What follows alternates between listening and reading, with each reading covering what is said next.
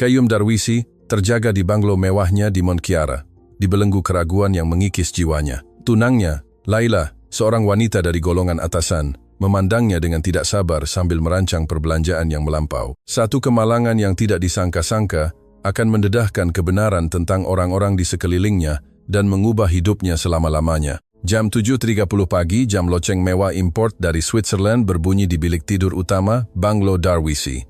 Qayyum, 32 tahun, bangun perlahan-lahan dari katil bersaiz 2 meter dengan cadar ribuan benang. Melalui tingkap-tingkap besar yang menghadap taman, sinaran matahari pagi menerangi hari yang akan mengubah hidupnya selama-lamanya. Sudah bangun sayang? Laila muncul di ambang pintu, berbalut set sutra merah, eksklusif yang padan dengan lipstiknya. Aroma minyak wangi Perancisnya yang berharga Rm400 memenuhi bilik. Ingat, hari ini kita ada janji temu dengan perancang perkahwinan paling dicari di bandar ini. Qayyum mengeluh sambil menyisir rambutnya yang kemas. Ada sesuatu pada senyuman Laila yang tidak sampai ke matanya. Tidak bolehkah kita tangguhkan? Tanyanya, merasakan sebuku di perut. Penggabungan dengan Riviera Holdings membuat saya letih. Laila mengerutkan dahinya yang baru disuntik botox. Kita sudah tangguhkan 3 bulan, Qayyum. Awak tidak mahu berkahwin dengan saya. Sebelum dia sempat menjawab, ketukan lembut kedengaran di pintu. Melati, pembantu rumah yang telah bekerja di banglo itu selama 5 tahun. Dia memakai seragam kelabu ringkas dengan apron putih dan memandang ke bawah ketika masuk membawa sarapan. Maafkan saya tuan, bisiknya dengan suara lembut. Saya bawakan jus orange segar dan roti bakar gandum seperti yang tuan suka. Terima kasih Melati, jawab Qayyum. Memerhatikan gadis itu meletakkan dulang dengan berhati-hati di atas meja sisi. Laila memutar matanya. Ya Allah, Melati, tidak bolehkah awak tunggu kami selesai berbual? Katanya dengan nada menghina. Dan tukar cadar ini hari ini juga. Sudah 2 hari lebih. Melati mengangguk tanpa mengangkat pandangan. Tetapi Qayyum tidak terlepas pandangan akan getaran kecil di tangannya. Tidak perlu bercakap begitu dengannya. Qayyum mencelah dengan tegas. Melati hanya melakukan tugasnya. Baiklah, Laila melambaikan tangannya dengan acuh tak acuh sambil memeriksa telepon bimbit terkini. Cincin yang saya pilih berharga Naim 220.000 dan awak belum pun beritahu jika awak suka. Pada saat itulah sesuatu terlintas di pikiran Qayyum. 3 tahun menjalin hubungan. Dan dia tidak pernah melihat Laila mengambil berat tentang orang lain selain dirinya sendiri. Keraguan yang menghantuinya selama berbulan-bulan kini membentuk satu idea yang tidak masuk akal. Awak benar-benar mencintai saya, atau awak mencintai wang saya? Kata-kata itu terlepas dari mulutnya sebelum dia sempat menahannya. Wajah Laila berubah, pertama terkejut, kemudian menjadi kemarahan yang diperhitungkan. Bagaimana awak boleh bertanya perkara sebegitu kepada saya? Suaranya bergetar secara dramatik. Selepas semua yang kita lalui bersama, Melati mengundur diri dari bilik secara senyap, tetapi tidak sebelum Qayyum melihat sesuatu di matanya. Ia adalah belas kasihan. Petang itu, semasa pertemuan dengan sahabat baik dan dokter pribadinya, Dr. Ghazali, Qayyum berkongsi rancangannya. Awak sudah gila sepenuhnya, kata Dr. Ghazali, membetulkan cermin matanya sambil menyemak keputusan pemeriksaan kesehatan terakhir Qayyum. Berpura-pura lumpuh sementara untuk membuktikan sama ada tunang awak benar-benar mencintai awak. Hanya 2 minggu, Qayyum menegaskan, mengetuk jarinya dengan gugup di meja tulis kayu mahogani. Saya akan mengatakan bahwa saya mengalami kemalangan di gimnasium, kecederaan tulang belakang sementara. Saya ingin melihat siapa yang benar-benar di sisi saya karena saya, bukan karena harta saya. Dr. Ghazali menggelengkan kepalanya. Secara teknikal, saya tidak akan melanggar mana-mana kode etika jika saya hanya berdiam diri tentang penipuan awak, bisiknya. Tetapi ini akan berakhir dengan buruk, saya beri amaran. Pada jam 6:15 petang, semuanya sudah siap. Dr. Ghazali menghubungi Laila dengan suara serius, menjelaskan bahwa Qayyum mengalami kemalangan semasa bersenam. Lumpuh sementara dari pinggang ke bawah, katanya. Dia memerlukan penjagaan berterusan selama sekurang-kurangnya 2 minggu. Reaksi Laila serta-merta dan dramatik. Dia tiba di hospital pantai Kuala Lumpur tempat Qayyum dimasukkan dengan mata merah seolah-olah menangis yang nampak diperhitungkan. Dia memakai pakaian serba hitam yang lebih sesuai untuk sesi fotografi daripada melawat orang sakit. Sayang, serunya, menjatuhkan diri ke atas katil hospital. Saya tidak percaya. Apa yang akan kita lakukan sekarang? Qayyum memainkan peranannya dengan sempurna. Memegang tangannya dengan ekspresi sedih. Dokter kata ia sementara, tetapi saya akan memerlukan bantuan untuk segalanya, katanya. Dengan segala-galanya. Dia melihat sekilas rasa, seram melintas di mata Laila. "Tentu sayang," jawabnya, "walaupun suaranya telah kehilangan semangat, saya akan sentiasa bersama awak." Tetapi pada malam itu juga, apabila Qayyum dipindahkan ke banglo, Laila sudah mempunyai alasan. "Saya perlu menyelaras pembatalan janji temu dengan pembekal perkahwinan," jelasnya sambil menyapu krim pelembab berharga Rm600 ke tangannya. "Saya sudah upah jururawat, tetapi mereka hanya boleh mula esok. Awak boleh uruskan malam ini?" Pada masa itulah Melati, yang bersembunyi di bayang-bayang, melangkah ke hadapan. "Bolehkah saya menjaganya malam ini, Cik?" tawarnya dengan suara tegas, tetapi hormat. "Nenek saya terlantar selama 3 tahun. Saya tahu bagaimana menjaga orang dalam keadaan itu." Laila kelihatan lega, hampir bersyukur kerana mempunyai alasan untuk pergi. "Sempurna. Saya akan bayar awak kerja lebih masa," katanya, "walaupun semua orang tahu Qayyum yang akan membayarnya. Saya akan telefon awak esok sayang." Ciuman yang ditinggalkan di dahi Qayyum begitu ringan dan tidak ikhlas. Apabila pintu utama tertutup di belakang Laila, kesunyian yang tidak menyenangkan menyelubungi bilik. Qayyum memerhatikan Melati yang menyusun ubat-ubatan palsu yang Dr. Ghazali berikan dengan teliti. "Awak tidak perlu melakukan ini," katanya, merasakan sebuku rasa bersalah. "Bolehkah saya memanggil orang lain?" Melati memandangnya langsung buat kali pertama dalam bertahun-tahun. Mata coklatnya, hangat dan tulus, berbeza dengan kedinginan Laila yang diperhitungkan. "Saya lakukan kerana saya mahu, Tuan," jawabnya dengan maruah yang membuat Qayyum terdiam. Tiada siapa yang patut kesorangan apabila menderita. Ada sesuatu pada suaranya, cara tangan kasarnya menyusun bantal dengan lembut, yang menyebabkan Qayyum sebuku di kerongkong. Buat kali pertama dalam bertahun-tahun, seseorang melihatnya sebagai seorang individu, bukan sebagai akaun bank. Dan pada malam itu sambil berpura-pura tidur, dia mendengar Melati bercakap perlahan di telepon. "Mak, saya akan pulang lewat. Tuan Qayyum perlukan saya." "Tidak, bukan kerana wang. Tiada siapa yang patut menderita sendirian, walaupun orang kaya." Pada saat itulah, Qayyum memahami bahawa rancangannya mungkin mendedahkan lebih banyak daripada apa yang dia jangkakan. Dan ketika bulan menerangi bilik, setitis air mata senyap mengalir di pipinya. Ujian telah bermula, tetapi dia sudah menemui kebenaran yang akan mengubah hatinya selama-lamanya. Jam dinding import dari Jerman menunjukkan pukul 8.45. Apabila sinaran matahari pertama menembusi langsir sutera Mesir di bilik utama, Qayyum sudah terjaga sejak jam 6 pagi, terperangkap dalam penipuan yang dia sendiri ciptakan. Sepanjang malam, dia perlu mengekalkan ketenangannya setiap kali Melati masuk senyap-senyap untuk memeriksa jika dia memerlukan sesuatu, menahan keinginan untuk mengaku penipuannya apabila dia melihat Melati keletihan, tetapi bertekad untuk menjaganya. Bunyi tapak kasut tumit tinggi bergema di atas lantai marmar Itali di koridor mengumumkan ketibaan Laila. Dia masuk seperti puting beliung wangi, memakai sut berjenama Rm6000 dan barang kemas yang berkilauan di bawah cahaya pagi. "Selamat pagi sayang," sapanya, mengekalkan jarak yang berhati-hati dari katil.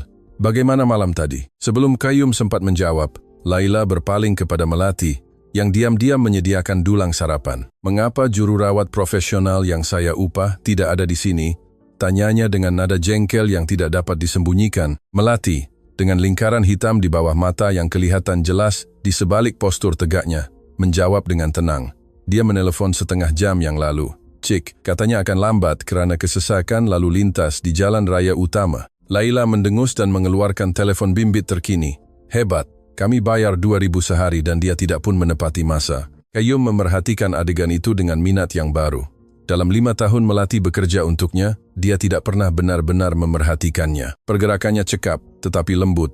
Kehadirannya sentiasa ada, tetapi tidak menonjol. Sekarang dia memerhatikan butiran kecil, seperti bagaimana dia telah menghafal dengan tepat jumlah gula yang dia suka dalam kopi, bagaimana dia telah meletakkan surat khabar yang dilipat tepat di bahagian ekonomi yang dia baca setiap pagi. "Terima kasih kerana berjaga semalaman, Melati," kata Qayyum, mengejutkan kedua-dua pembantu rumah itu dan Laila dengan kejujuran dalam suaranya. Melati tersenyum kecil yang cepat disembunyikan.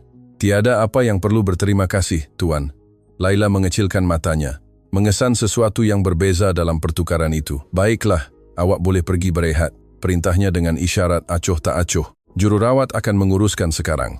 Saya lebih suka Melati kekal." Qayyum mencelah dengan tegas. "Saya selesa dengan jagaannya." Kesunyian tegang menyelubungi bilik. Laila berkelip 3 kali, memproses apa yang baru didengar. "Terpulanglah," akhirnya dia berkata, memeriksa jam tangan platina bertatahkan berliannya. Saya ada janji temu dengan Carol di spa pukul 10 pagi. Mustahil untuk membatalkan, saya sudah menunggu sebulan untuk rawatan eksklusif ini. Qayyum mengangguk perlahan. Hari pertama kelumpuhan palsunya dan Laila sudah mengutamakan rawatan kecantikan. Tentu, saya faham, jawabnya. Mengkaji reaksinya dengan teliti. Kesehatan adalah keutamaan. Sekilas kelegaan melintas di wajah Laila yang bersolek sempurna. Saya tahu awak akan faham, sayang, sentiasa begitu memahami. Dia menunduk untuk menciumnya secara dangkal di pipi. Saya akan pulang untuk makan tengah hari mungkin. Apabila pintu tertutup di belakangnya, Melati terus mengemas bilik secara senyap. Qayyum memerhatikannya selama beberapa menit, memerhatikan dengan teliti bagaimana dia menjaga barang-barangnya, walaupun yang paling tidak penting. Bolehkah saya bertanya sesuatu kepada awak? Melati, katanya akhirnya. Dia berhenti, terkejut dengan inisiatif perbualan itu. Tentu, Tuan. Mengapa awak tinggal semalam? Awak boleh menunggu jururawat profesional. Melati kelihatan mempertimbangkan soalan itu dengan serius. Ibu saya selalu berkata wang tidak dapat membeli penjagaan yang sejati. Tuan, jawabnya sambil menyusun bantal dengan teliti. Seorang jururawat mungkin tahu prosedur, tetapi tidak tahu tabiat Tuan, apa yang membuat Tuan selesa. Dan pada masa-masa sukar, butiran kecil inilah yang membuat perbezaan. Sesuatu dalam kesederhanaan jawabannya yang mendalam, menyentuh satu tali yang terlupakan dalam diri Qayyum. Bilakah kali terakhir seseorang mengambil berat tentang keselesaannya, bukan tentang kekayaannya? Pada pukul 11.20 pagi, interkom berbunyi. Dokter, Ghazali masuk ke bilik dengan beg perubatannya, memainkan peranannya dalam penipuan itu dengan sempurna. Selamat pagi, Qayyum. Bagaimana pesakit kita hari ini? Sapanya secara profesional sambil menutup pintu. Melati bersedia untuk keluar untuk memberi mereka privasi, tetapi Qayyum menahannya. Awak boleh tinggal, Melati. Saya percaya awak. Kata-kata itu keluar secara semula jadi dan hanya selepas mengucapkannya, Qayyum menyadari kebenaran yang terkandung di dalamnya. Dia benar-benar mempercayainya, lebih daripada ramai orang dalam lingkungan sosialnya. Dr. Ghazali mengangkat kening, tetapi meneruskan pemeriksaan perubatan palsu. Apabila selesai, dia mengumumkan diagnosis yang telah dilatih. Kelumpuhan masih ada, tetapi saya melihat tanda-tanda yang baik. Dengan terapi yang sesuai, awak boleh mendapatkan semula mobility dalam kira-kira 2 minggu. 2 minggu, suara Laila bergema dari pintu. Dia kembali tanpa diduga, dengan rambut yang disisir rapi dan ekspresi kebimbangan yang tidak sampai ke matanya. Tidak boleh kurang dari itu, dokter. Dr. Ghazali mengekalkan ketenangan profesionalnya. Tulang belakang bukan sesuatu yang boleh dipermainkan, Cik.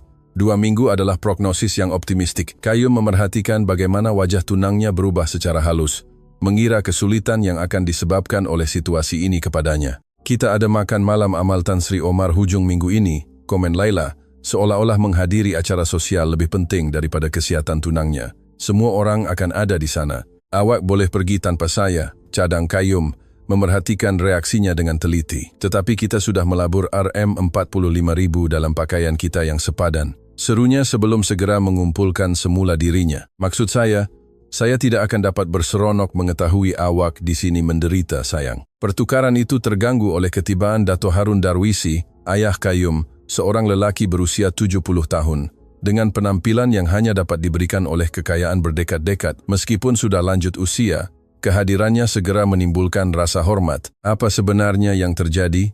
Tanyanya, melangkah masuk ke bilik. Saya dapat tahu dari pembantu saya bahwa anak saya lumpuh, dan tiada siapa yang sudi menelepon saya secara langsung. Laila segera mengambil sikap prihatin. Tuan Dato, saya cuba menghubungi Dato semalam, tetapi setiausaha Dato mengatakan Dato berada dalam mesyuarat penting di Tokyo. Orang tua itu mengabaikan komen itu dan mendekati katil anaknya.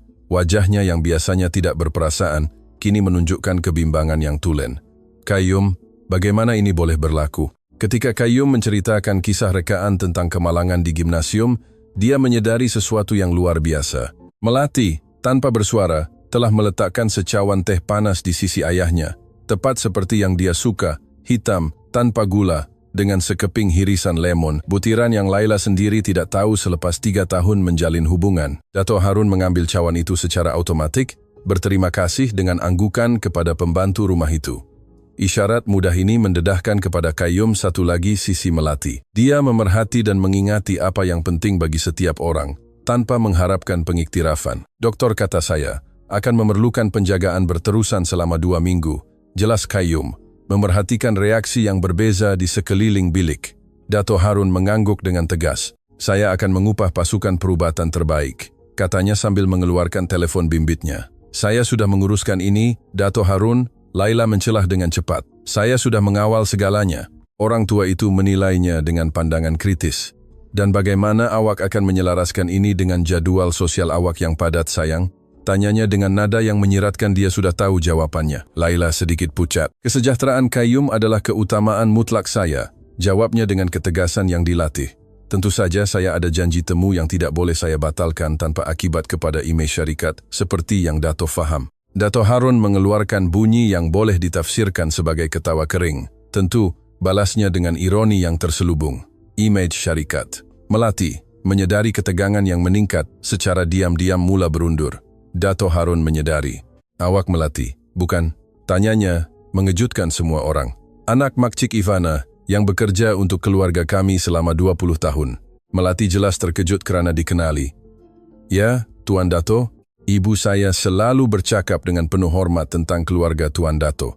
Dato Harun mengangguk tanda setuju. Makcik Ivana adalah satu-satunya orang selain arwah istri saya yang tahu menjaga rumah ini seperti sebuah rumah, bukan seperti museum. Dia berpaling kepada anaknya. Jika awak memerlukan seseorang yang boleh dipercayai sepenuhnya semasa pemulihan awak, dia adalah cadangan saya. Kata-kata patriark itu jatuh seperti bom di dalam bilik. Laila hampir tidak dapat menyembunyikan kemarahannya.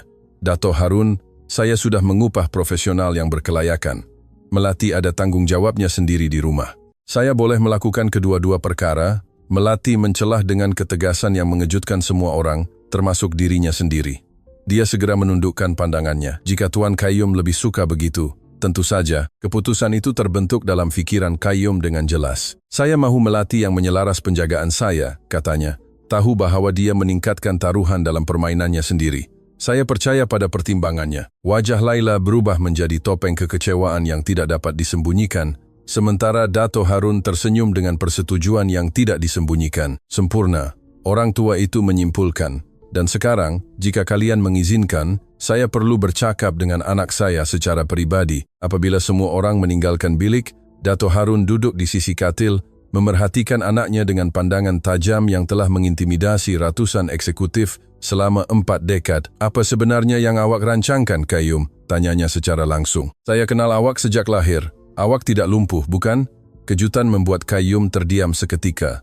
Ayahnya selalu cerdik, tetapi ini melebihi semua jangkaan. Dato Harun tersenyum licik. Awak menggerakkan kaki awak sedikit apabila Laila menyebut makan malam Tan Sri Omar. Mungkin satu kekejangan saya rasa. Terperangkap, Qayyum memutuskan untuk mempercayai ayahnya. Dia menjelaskan rancangannya. Keraguan tentang perasaan sebenar Laila. Keperluannya untuk mengetahui siapa yang benar-benar di sisinya kerana dirinya, bukan kerana wang. Yang mengejutkannya, Dato Harun tidak memarahinya. Sebaliknya, bayangan kesedihan melintas di wajahnya yang berkedut. Ibu awak melakukan perkara yang sama kepada saya. Tahu tak, katanya, dengan suara perlahan sebelum menerima lamaran perkahwinan saya. Dia berpura-pura keluarganya kehilangan kekayaan sementara. Semua peminang lain segera menghilang dari hidupnya, kecuali satu. Saya tidak tahu tentang itu, bisik Qayyum, membayangkan ibunya yang elegan, melaksanakan rancangan yang serupa. Banyak yang awak tidak tahu tentang dia. Dato Harun mengeluh, dia luar biasa, bukan kerana kecantikan atau keluarganya, tetapi kerana kemampuannya melihat jiwa orang. Dia berhenti sejenak dengan penuh makna, seperti melatih awak. Dia bukan melatih saya. Qayyum membetulkan secara automatik, merasakan kehangatan yang tidak dapat dijelaskan di pipinya. Dato Harun memandangnya dengan campuran geli hati dan kebijaksanaan. Belum lagi, jawabnya ringkas. Saya akan sertai permainan awak, anakku, tetapi ingat bahawa penipuan, walaupun berniat baik, mempunyai akibatnya. Apabila ayahnya pergi, Qayyum terperangkap dalam pemikiran yang bercanggah. Perbandingan dengan ibunya, seorang wanita yang selalu dia kagumi kerana integriti dan ketajaman, telah mempengaruhinya secara mendalam. Adakah dia benar-benar mencari kebenaran atau hanya membenarkan intuisi yang sudah dia miliki tentang Laila? Renungannya terganggu oleh ketukan lembut di pintu. Melati masuk dengan dulang makan tengah hari yang disediakan dengan teliti. Maafkan saya, Tuan, katanya sambil masuk dengan langkah yakin. Saya sediakan sup sayur-sayuran dan ayam panggang herba, seperti yang Tuan suka. Semasa dia meletakkan dulang di atas meja sisi, Kayum menyadari bahwa tangannya mempunyai kesan melecur kecil yang baru. "Apa yang terjadi pada tangan awak?" tanyanya dengan kebimbangan yang tulen. Melati kelihatan terkejut dengan soalan itu dan secara naluriah menyembunyikan tangannya. "Tiada apa-apa, Tuan. Kemalangan kecil di dapur. Biar saya lihat," Kayum menegaskan, melupakan seketika kelumpuhan palsunya. Dengan berat hati, dia menghulurkan tangannya. Kayum memegangnya dengan lembut, memeriksa tanda merah kecil itu. "Awak sepatutnya letak sesuatu pada luka bakar ini," katanya dengan lembut. "Mengapa awak tidak memakai sarung tangan?" Cik Laila mahu makan tengah hari, siap segera. Jelas Melati, menarik tangannya dengan lembut. "Tiada masa." Sesuatu, dalam kesederhanaan penjelasannya, ketiadaan rasa benci dalam suaranya, menyentuh Kayum, seperti tiada apa yang pernah berlaku dalam bertahun-tahun. Wanita ini yang dia lihat setiap hari selama 5 tahun, tanpa benar-benar melihatnya, menerima ketidakadilan kecil dengan maruah yang membuat masalah dunia, di mana dia berada kelihatan remeh. "Mulai sekarang, awak akan sentiasa memakai sarung tangan di dapur," katanya dengan tegas. Ini adalah arahan. Buat kali pertama dia melihat Melati tersenyum sepenuhnya, tanpa menahan diri.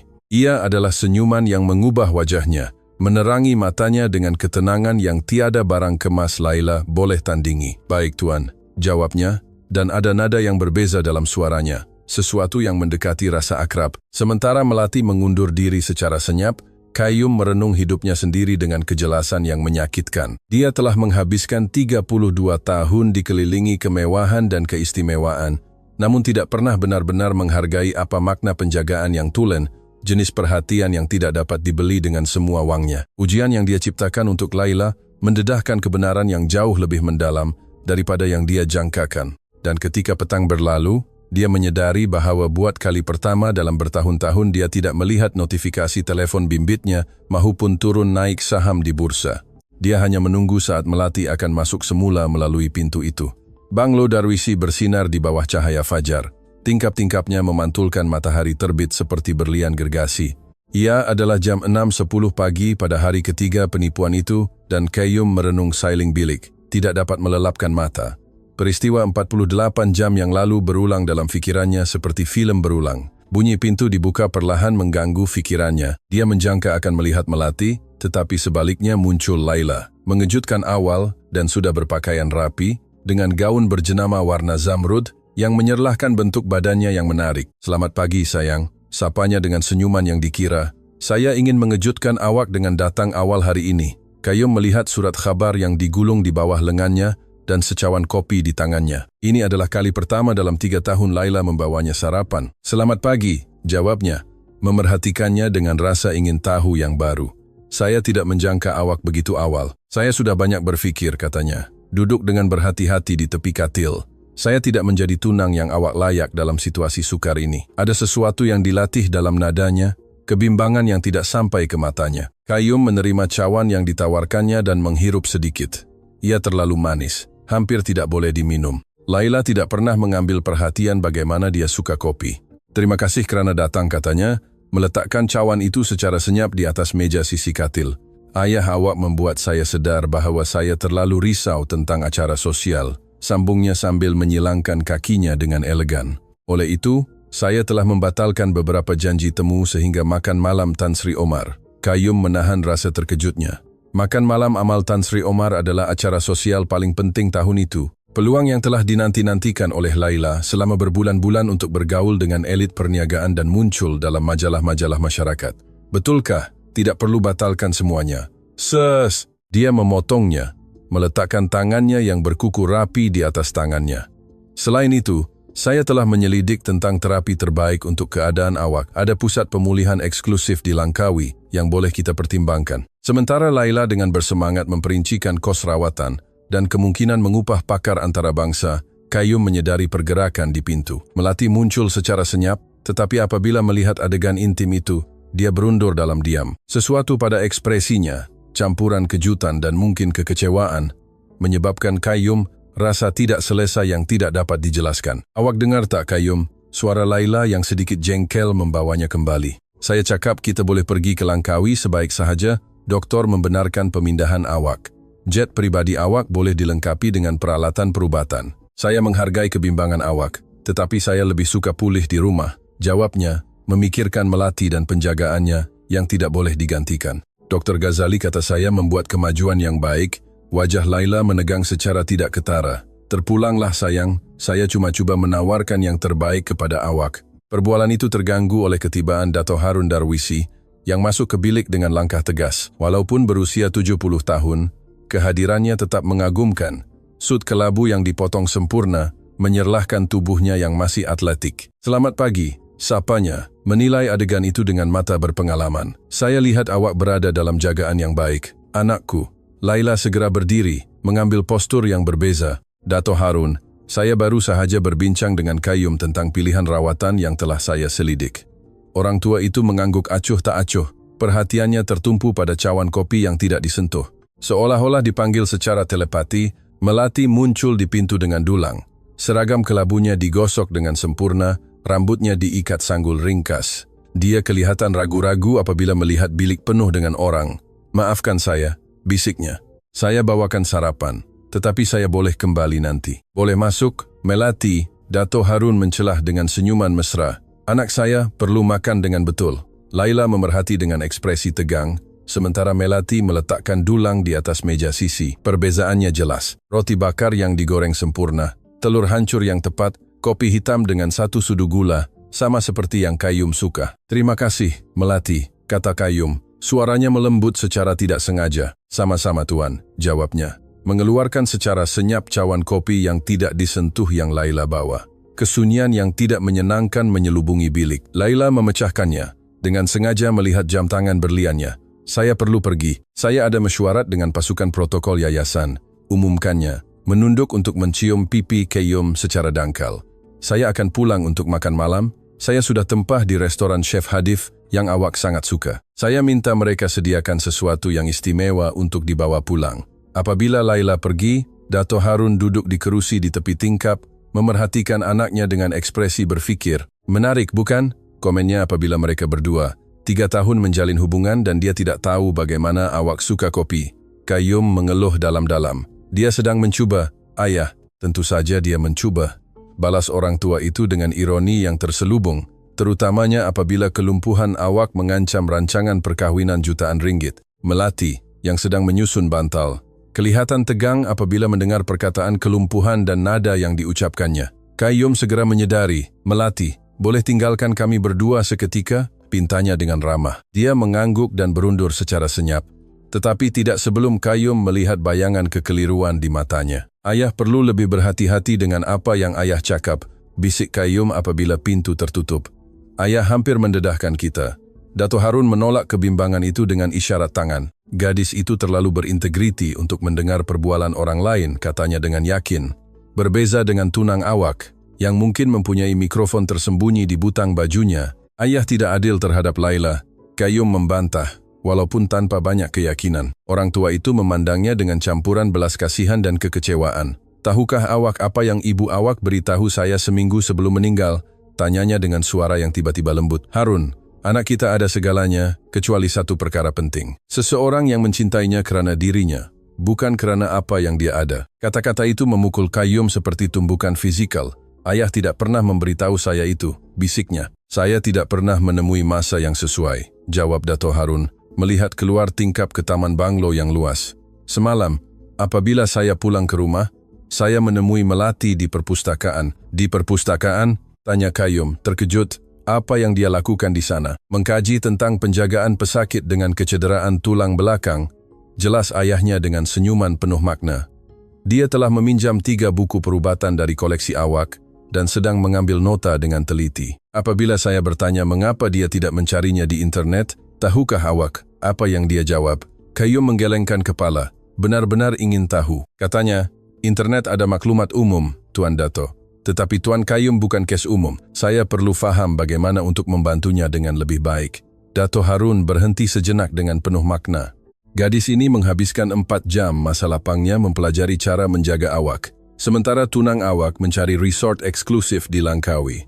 Sebuku terbentuk di kerongkong Qayyum. Image Melati yang membongkok di atas buku perubatan tebal. Mengambil nota dengan tangannya yang kasar kerana bekerja. Berbeza dengan menyakitkan dengan Laila yang menyemak katalog pusat-pusat mewah. Saya tidak tahu apa yang hendak dikatakan. Akunya akhirnya, jangan kata apa-apa. jawab Dato Harun, berdiri. Hanya perhatikan seperti mana saya memerhati ibu awak selama 40 tahun, terpegun setiap hari dengan nasib saya memilikinya di sisi saya. Apabila ayahnya pergi, Qayyum terperangkap dalam kenangan zaman kanak-kanak. Ibunya, Syarifah, adalah seorang wanita yang luar biasa, elegan tanpa pamer, tegas tetapi adil, benar-benar mengambil berat tentang kesejahteraan orang di sekelilingnya. Dia teringat bagaimana ibunya memanggil setiap pekerja di banglo dengan nama, bagaimana dia mengambil berat tentang keluarga mereka, bagaimana dia tidak pernah, walau sekalipun, melayan sesiapa dengan penghinaan berdasarkan kedudukan sosial. Bilakah dia melupakan pelajaran-pelajaran itu? Bilakah dia mula menghargai kilauan luaran lebih daripada kedalaman perwatakan? Renungannya terganggu oleh ketukan lembut di pintu. Melati masuk dengan sebuah botol kecil di tangan. "Maafkan saya kerana mengganggu, Tuan," katanya dengan suara lembut. "Sudah tiba masa untuk ubat." Qayyum memerhatikannya ketika dia dengan teliti mengukur cecair ke dalam sudu. Kini dia menyedari butiran yang sebelum ini dia terlepas pandang. Kelembutan pergerakannya, tumpuan di matanya untuk memastikan dos yang tepat, kelembutan ketika memegang kepalanya untuk membantunya menelan. "Melati," katanya secara impulsif. "Bolehkah saya bertanya sesuatu yang pribadi?" Dia kelihatan terkejut, tetapi mengangguk. "Tentu, Tuan." "Mengapa awak bekerja di sini?"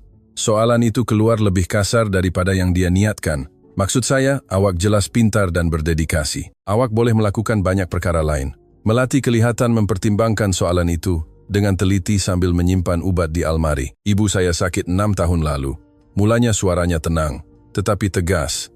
"Kami memerlukan wang untuk rawatan. Cadangannya membuka pintu rumah ini, dan gaji yang Tuan bayar membolehkan dia menerima rawatan perubatan yang dia perlukan. Awak boleh mencari pekerjaan lain apabila dia pulih," Qayyum menegaskan, benar-benar ingin tahu. Senyuman kecil muncul di bibir Melati. "Mungkin akuinya, tetapi di sini saya belajar banyak. Puan Syarifah mempunyai perpustakaan yang mengagumkan dan membenarkan saya meminjam buku apabila saya selesai tugas saya." Sebutan tentang ibunya mengejutkan Qayyum. "Awak kenal ibu saya?"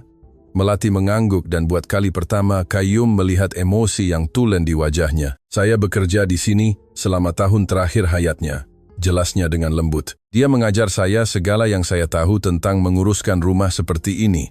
Tetapi yang lebih penting, dia mengajar saya tentang maruah."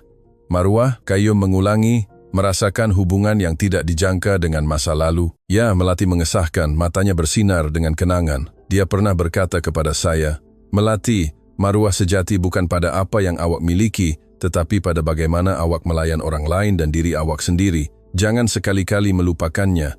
Kata-kata itu bergema dalam diri Qayyum.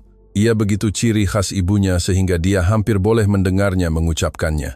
Itu sama seperti sesuatu yang akan dia katakan, bisiknya, merasakan kesakitan dan nostalgia.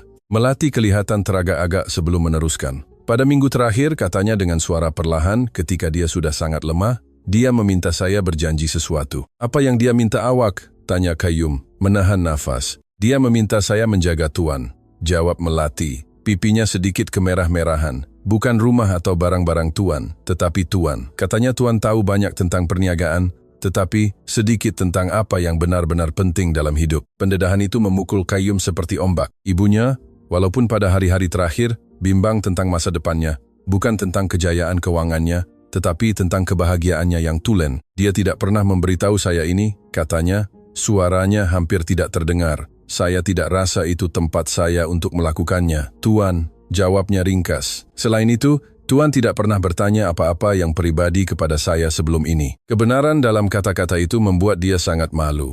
Bertahun-tahun bekerja di rumahnya, dan dia tidak pernah benar-benar berminat dengan siapa dia, apa impiannya, apa yang memotivasinya. Kesunyian yang penuh makna memenuhi bilik. Qayyum mendapati dirinya merenung Melati seolah-olah dia melihatnya buat kali pertama. Bukan sebagai pembantu rumah dengan seragam kelabu, tetapi sebagai seorang wanita dengan integriti dan kedalaman yang luar biasa. "Dan awak telah menunaikan janji itu?" tanyanya akhirnya. "Janji yang awak buat kepada ibu saya?" Senyuman melankolik muncul di wajah Melati. "Saya sudah mencoba, Tuan," jawabnya dengan ringkas, "walaupun tidak selalu mudah." "Mengapa?"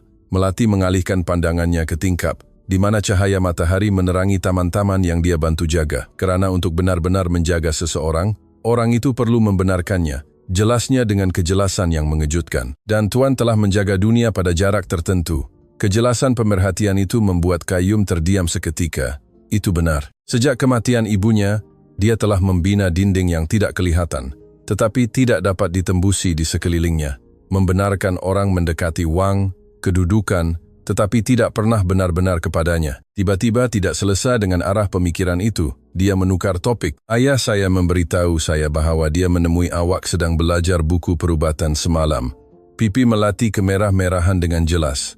Saya tidak mahu menyibuk. Dia tergesa-gesa menjelaskan, saya hanya fikir saya boleh lebih berguna jika saya lebih memahami keadaan Tuan. Itu adalah perkara paling perhatian yang pernah dilakukan oleh seseorang untuk saya dalam masa yang lama, kata Qayyum dengan ketulusan mutlak. Pandangan mereka bertemu sebentar yang terasa berpanjangan. Sesuatu yang tidak dapat didefinisikan, tetapi kuat, melintasi antara mereka. Satu arus pemahaman yang melampaui kata-kata. Detik itu terganggu oleh bunyi telepon bimbit Qayyum. Ia adalah mesej dari Laila dengan swafoto di butik paling eksklusif di Bukit Bintang. Memilih sesuatu yang istimewa untuk menceriakan awak, sayang. Pertentangan itu tidak mungkin lebih jelas. Laila menghabiskan kekayaan di kedai mewah, sementara Melati menghabiskan berjam-jam mempelajari cara menjaganya dengan lebih baik. Adakah Tuan memerlukan apa-apa lagi? Tanya Melati. Kembali kepada nada profesionalnya. Qayyum ingin mengatakan banyak perkara. Dia ingin mengaku penipuan itu, menjelaskan mengapa dia telah mengatur penipuan yang rumit itu. Meminta maaf kerana tidak benar-benar melihatnya selama 5 tahun, tetapi kata-kata itu tersekat di kerongkongnya. Tidak, terima kasih Melati. Awak boleh pergi. Apabila pintu tertutup di belakangnya, Qayyum mendapati dirinya diliputi oleh gelombang emosi yang bercanggah. Rasa bersalah atas penipuan itu bercampur dengan kepastian yang semakin meningkat bahwa penipuan itu mendedahkan kebenaran yang mungkin dia tidak akan pernah tahu sebaliknya. Buat kali pertama sejak permainan itu bermula, dia bertanya kepada dirinya sendiri, siapa yang akan lebih terluka apabila kebenaran terbongkar? Dan buat kali pertama dia takut bahwa ia mungkin orang yang paling tidak layak. Sambil merenung gambar ibunya di meja sisi katil, satu pendedahan terlintas di pikirannya. Hatinya telah mula mengenali apa yang pikirannya belum berani mengakui, dan pengiktirafan itu mengubah segalanya. Jam antik di koridor berbunyi pukul 11 pagi, dengan bunyi dentingnya yang khas. Ia adalah hari kelima penipuan itu, dan Banglo Darwisi sibuk dengan aktiviti luar biasa. Laila telah mengatur makan tengah hari untuk menceriakan Qayyum, menjemput rakan-rakan terdekat dari lingkungan sosialnya. Di dapur, Melati menyelaras dengan cekap 3 chef yang diupah untuk majlis itu, sambil mengawasi penyediaan hidangan kegemaran Qayyum yang dia sendiri cadangkan. Lingkaran hitam di bawah matanya mendedahkan malam-malam tanpa tidur, silih berganti antara menjaga majikannya dan tanggung jawab biasanya di banglo. Di mana saya letakkan bunga-bunga ini, Cik? Tanya salah seorang pembantu, memegang gubahan bunga yang mewah yang berharga sama dengan gaji Melati sebulan. Di ruang tamu utama, sila, jawabnya dengan ramah, dan pastikan bunga lili dikeluarkan. Tuan Qayyum alah kepadanya. Laila, yang mengawasi butiran terakhir memakai sut berjenama Rima Itifaz, mengecilkan matanya. Biarkan, perintahnya kepada pembantu itu. Itulah yang paling cantik dalam gubahan itu. Melati tetap tegas, walaupun suaranya tetap hormat. Dengan segala hormat, Cik, bunga lili menyebabkan Tuan Qayyum bersin. Ia mungkin tidak selesa untuknya dan tetamu. Sejak bila pembantu rumah membuat keputusan tentang hiasan? Balas Laila, topeng keramahan tergelincir seketika. Kesunyian menyelubungi dapur. Para chef bertukar pandang dengan rasa tidak selesa sambil terus bekerja, berpura-pura tidak mendengar. Sejak Tuan Qayyum secara pribadi menyerahkan penjagaannya kepada saya, jawab Melati dengan maruah yang tenang. Tetapi tentu saja Cik yang membuat keputusan terakhir. Sebelum Laila sempat membalas, Dato Harun Darwisi masuk ke dapur, segak dengan sut biru gelapnya dan kehadirannya yang mengagumkan. Selamat pagi, sapanya, menilai adegan itu dengan mata tajam. Ada masalah? Laila serta merta mengubah ekspresinya. Tidak sama sekali, Dato Harun. Jawabnya dengan senyuman berseri-seri, hanya menyusun butiran agar semuanya sempurna. Orang tua itu memerhatikan gubahan bunga yang dipertikaikan. Bunga lili ini perlu dikeluarkan, katanya dengan nada biasa. Anak saya alah kepadanya sejak kecil.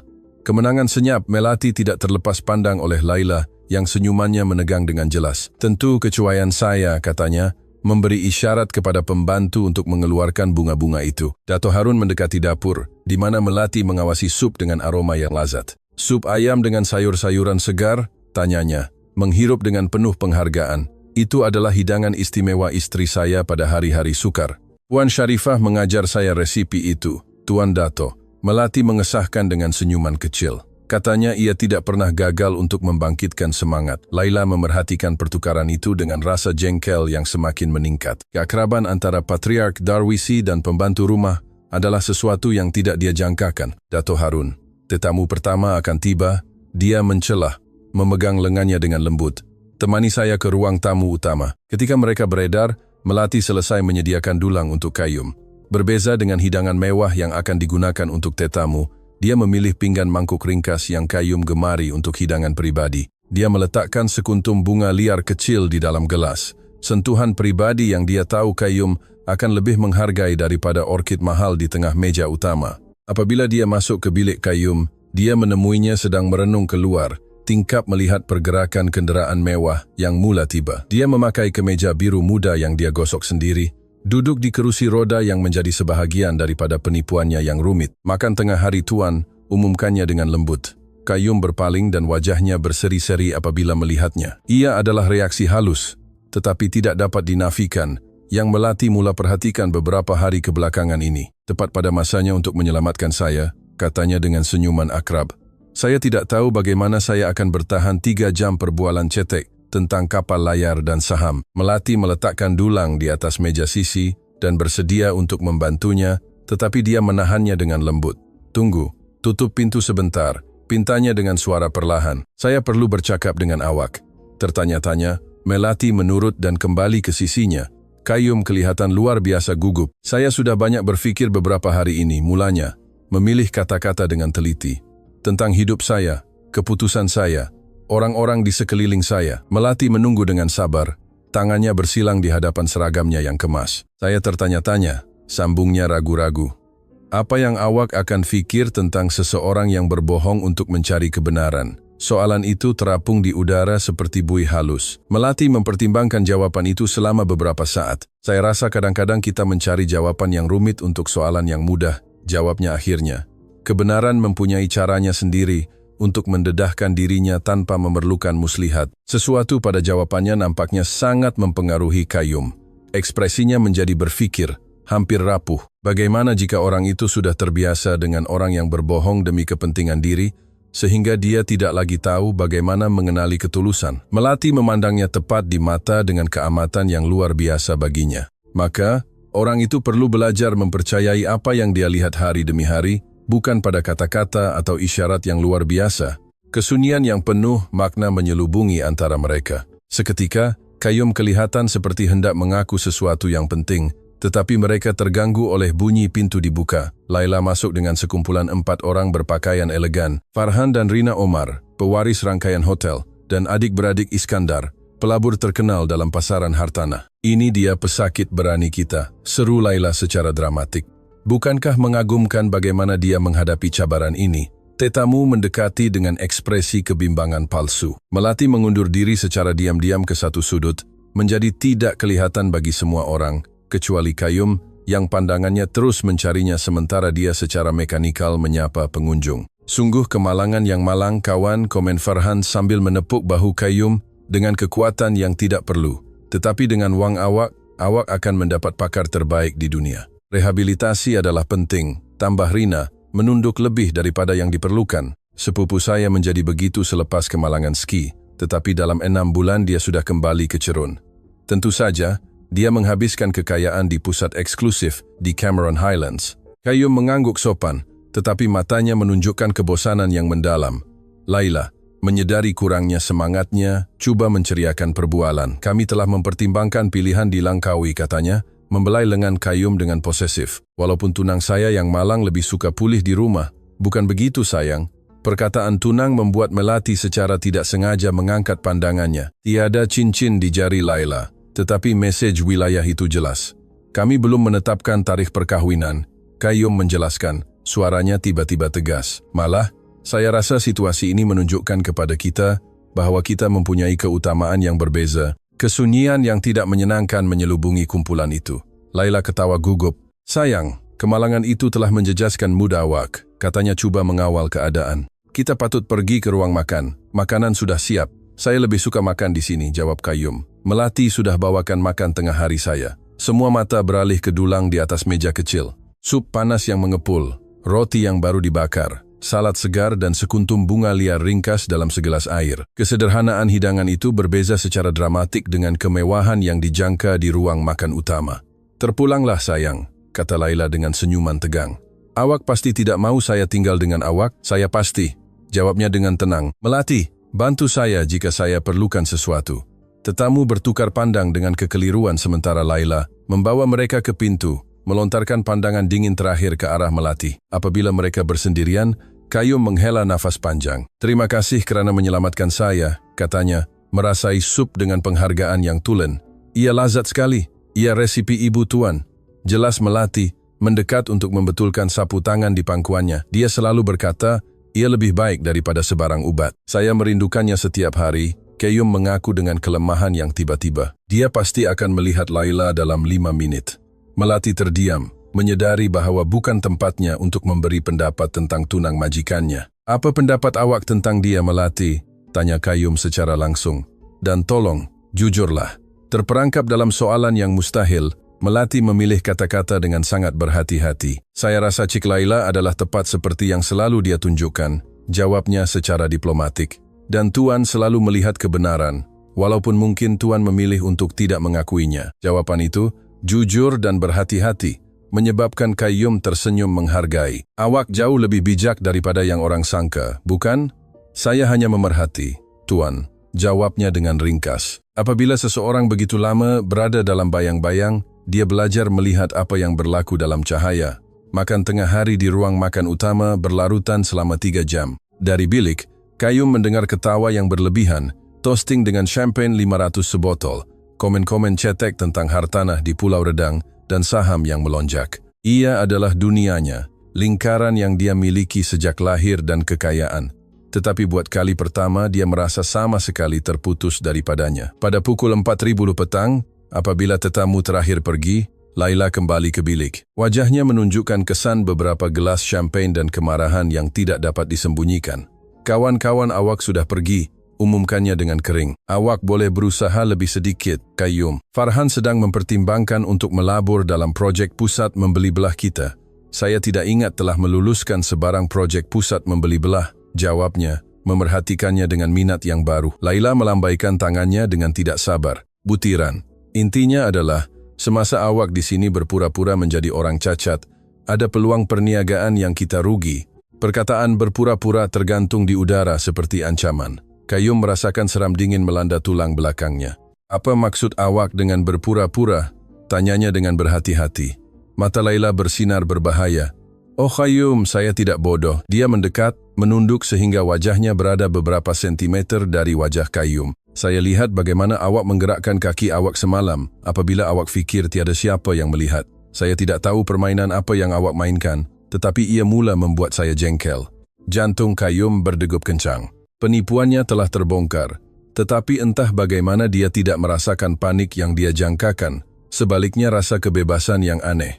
"Dan apa yang awak mahu lakukan mengenainya?" tanyanya dengan tenang yang mengejutkan. Laila tersenyum, mendapatkan semula ketenangannya yang penuh perhitungan. "Buat masa ini, tiada apa-apa," jawabnya, membelai pipinya dengan kelembutan yang berpura-pura. "Saya rasa awak ada sebab untuk sandiwara ini. Mungkin ia juga memberi manfaat kepada saya. Lagipun, seorang lelaki yang rapuh memerlukan istri yang lebih berbakti, bukan?"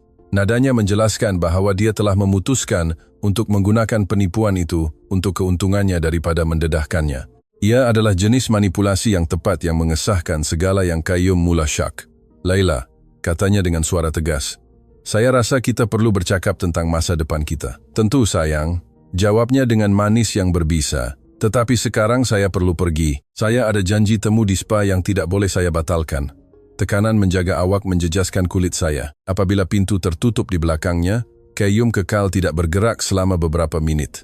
Pendedahan bahwa Laila tahu kebenaran, tetapi telah memilih untuk meneruskan permainan demi kesenangan, itu mengubah sepenuhnya dinamik rancangan itu. Fikirannya terganggu oleh kemasukan Melati yang membawa dulang teh.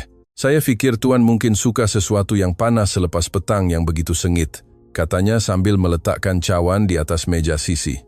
Qayyum memerhatikannya dengan kejelasan yang baru. Sementara Laila bermain catur dengan perasaannya, mengira setiap langkah demi keuntungan sendiri, Melati hanya berada di sana hari demi hari, menawarkan keselesaan tanpa mengharapkan apa-apa balasan. Melati, kata Qayyum secara tiba-tiba, jika awak boleh melakukan apa sahaja dengan hidup awak, jika wang dan keadaan bukan masalah, apa yang akan awak lakukan? Soalan itu nampaknya mengejutkannya. Seketika, topeng profesionalnya tergelincir, mendedahkan wanita di sebalik seragam. Saya akan belajar perubatan. Jawabnya dengan semangat yang tidak dijangka. Saya selalu ingin menjadi dokter, membantu mereka yang menderita, tetapi apabila ibu saya sakit, saya terpaksa meninggalkan pengajian. Jawaban itu menyentuh Qayyum secara mendalam. Di sana ada seorang wanita dengan tujuan mulia, dipaksa oleh keadaan untuk melayani orang yang hampir tidak melihatnya sebagai manusia. Berapa umur awak, Melati? 27, Tuan. Tidak terlambat untuk belajar, dia memerhati. Awak boleh menyambung di mana awak berhenti? Senyuman sedih muncul di bibir Melati. Mungkin suatu hari nanti, jawabnya dengan rasa pasrah. Tetapi buat masa ini, ibu saya masih memerlukan rawatan mahal, dan pekerjaan ini membayar lebih baik daripada mana-mana yang saya boleh harapkan tanpa diploma universiti. Kesederhanaan dilemanya, maruah yang dia terima had-had yang dikenakan oleh situasi, membangkitkan kekaguman dalam diri Qayyum yang tidak pernah dia rasakan terhadap sesiapa pun. Tahukah awak apa yang ayah saya beritahu saya semalam? Dia mengulas, seolah-olah menukar topik, bahwa dia tidak pernah melihat sesiapa bekerja keras untuk pengiktirafan yang begitu sedikit. Pipi Melati kemerah-merahan. Saya hanya melakukan tugas saya, Tuan. Tidak, Qayyum membalas dengan tegas. Awak melakukan lebih daripada itu. Awak menjaga rumah ini, seolah-olah ia milik awak sendiri. Awak mengambil berat tentang orang yang hampir tidak mengucapkan terima kasih kepada awak. Awak belajar buku perubatan di masa lapang awak untuk menjaga seorang lelaki yang tidak pun sudi mengenali awak selama 5 tahun. Melati menundukkan pandangannya, jelas tidak selesa dengan pengiktirafan itu. Puan Syarifah selalu berkata bahwa kecemerlangan bukanlah satu tindakan, tetapi satu kebiasaan, bisiknya. Saya tidak tahu bagaimana melakukan sesuatu dengan cara lain. Sesuatu dalam diri Qayyum pecah pada saat itu. Perbandingan antara wanita berprinsip teguh ini dan manipulator yang ingin menjadi istrinya begitu mutlak, begitu muktamad, sehingga dia tertanya-tanya, bagaimana dia boleh begitu buta? Melati, ada sesuatu yang perlu saya beritahu awak. Dia mula bertekad untuk mengaku penipuan itu. Tetapi sebelum dia sempat meneruskan, pintu dibuka secara tiba-tiba. Dato Harun, dengan ekspresi cemas di wajahnya yang biasanya tidak berperasaan, Qayyum, Mak Cik Zara awak, umumkannya dengan suara serius. Dia mengalami serangan jantung. Kita perlu ke hospital segera. Dunia seolah-olah berhenti. Mak Cik Zara, kakak kepada ibunya, dan satu-satunya ahli keluarga yang tinggal selain ayahnya, berada dalam bahaya. Sediakan kereta, jawab Qayyum, melupakan seketika penipuan itu. Saya akan siap dalam 5 menit. Apabila ayahnya keluar untuk memberi arahan kepada pemandu, Qayyum mendapati dirinya berada di persimpangan jalan. Dia memandang Melati, yang matanya mencerminkan kebimbangan yang tulen dan membuat keputusan. Perlahan-lahan, di hadapan pandangannya yang terkejut, dia berdiri. Tuan, apa yang Tuan lakukan? Bisiknya dengan mata terbeliak terkejut. Kecederaan Tuan. Tiada kecederaan Melati, dia mengaku. Merasakan beban besar meninggalkan bahunya, tidak pernah ada. Semuanya adalah penipuan untuk membuktikan sama ada Laila benar-benar mencintai saya. Kejutan di wajah Melati secara beransur-ansur bertukar menjadi pemahaman dan kemudian sesuatu yang lebih kompleks. Kekecewaan. Semuanya penipuan? Tanyanya dengan suara yang hampir tidak terdengar. Malam-malam tanpa tidur, kebimbangan, penjagaan. Saya minta maaf, bisik Qayyum.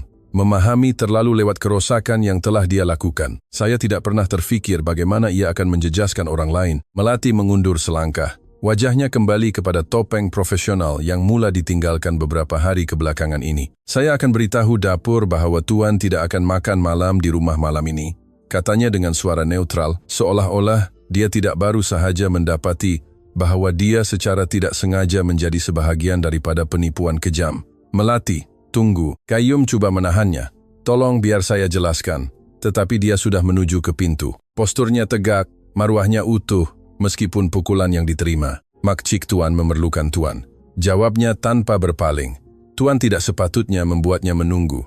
Apabila pintu tertutup di belakangnya, Qayyum memahami bahwa dalam permainan rumitnya untuk mencari kebenaran tentang Laila, dia telah melukai secara mendalam satu-satunya orang yang telah menunjukkan penjagaan yang tulen kepadanya. Dan ketika dia bersiap untuk ke hospital, Satu kepastian terlintas di pikirannya. Dia telah mendapat kejelasan tentang hubungannya dengan Laila, tetapi harganya adalah kehilangan kepercayaan seseorang yang jauh lebih berharga. Hospital Pantai Kuala Lumpur bersinar di bawah lampu malam, fasad kristalnya memantulkan bintang-bintang seperti cermin monumental.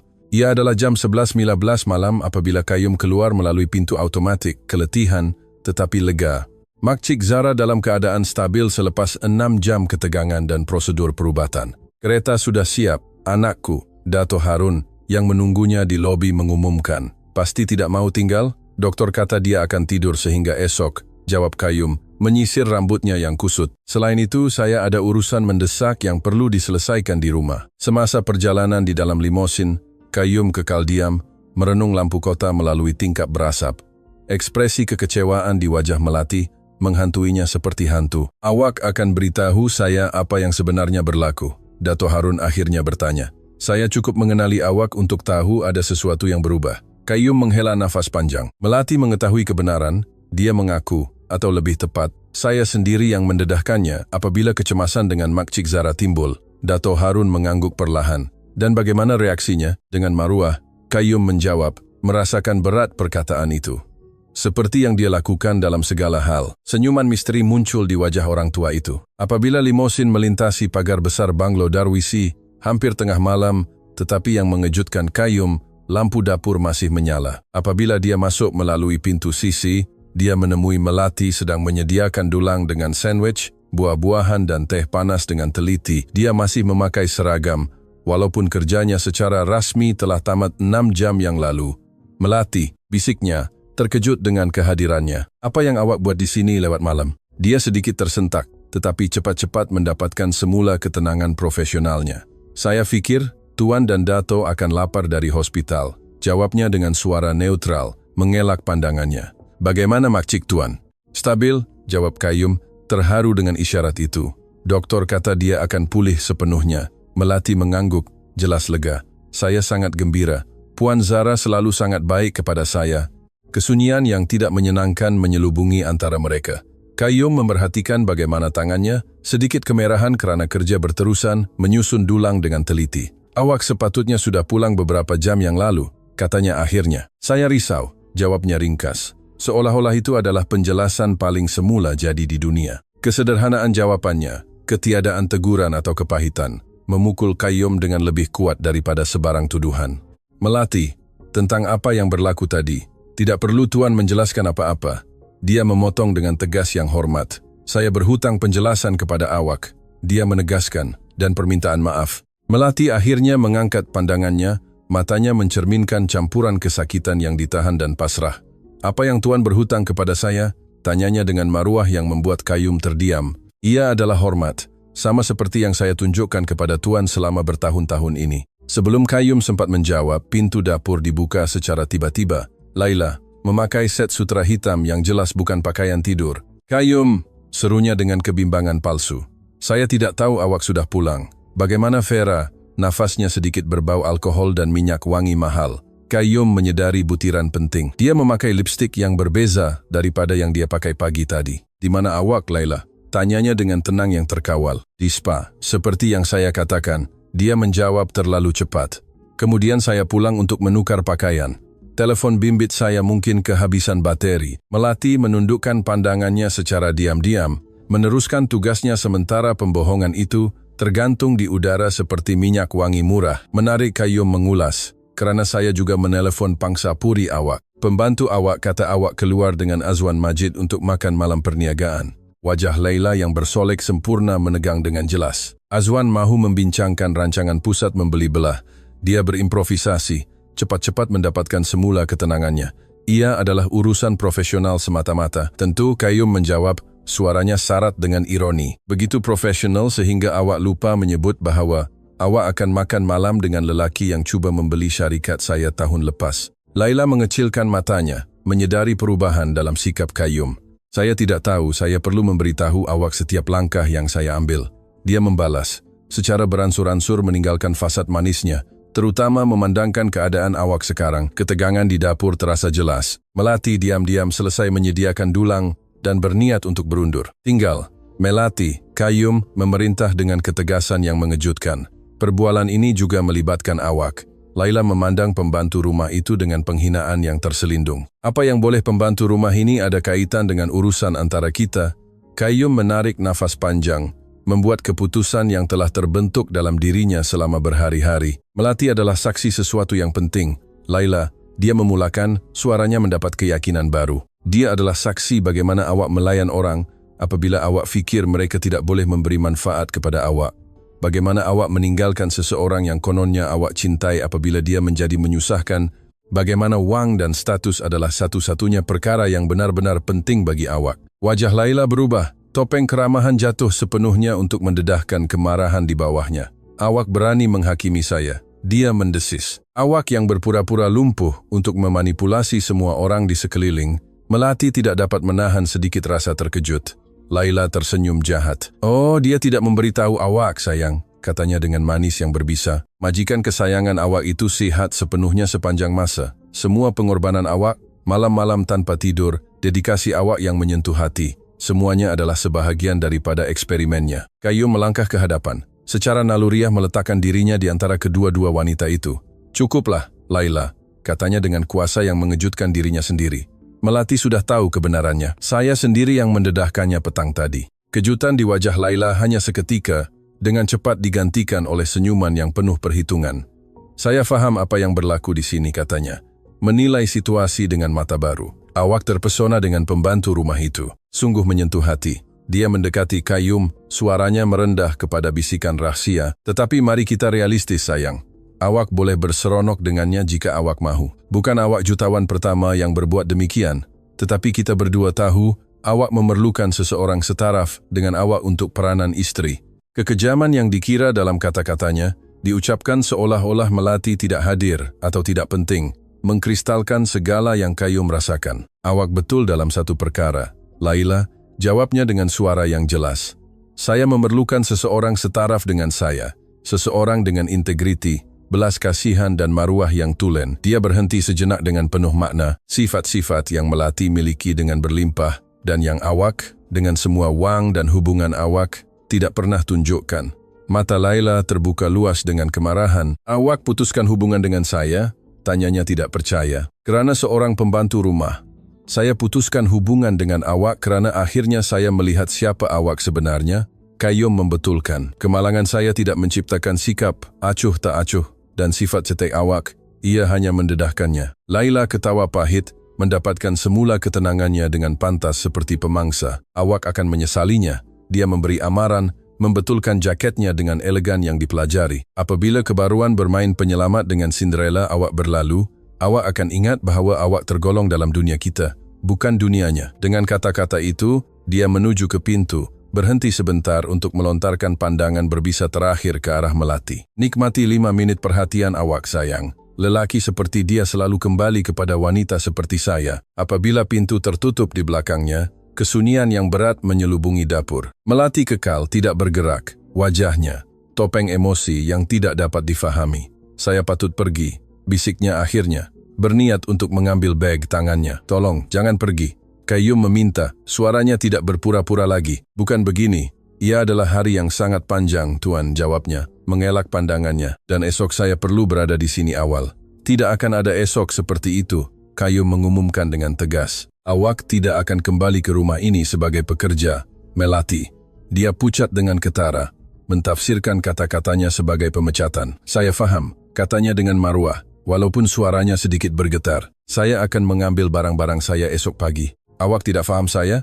Qayyum membetulkan dengan cepat, mendekat sehingga dia berada di hadapannya. Saya tidak mahu awak kembali sebagai pekerja, kerana saya mahu awak kembali sebagai sesuatu yang sama sekali berbeza. Kekeliruan dan kehati-hatian bercampur di mata Melati. Saya tidak faham, Tuan.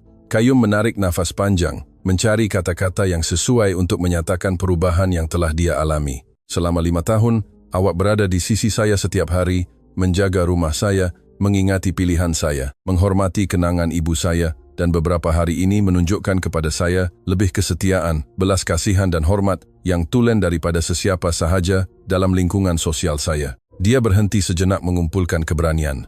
Saya malu mengakui bahawa saya memerlukan penipuan untuk melihat apa yang sentiasa di hadapan saya.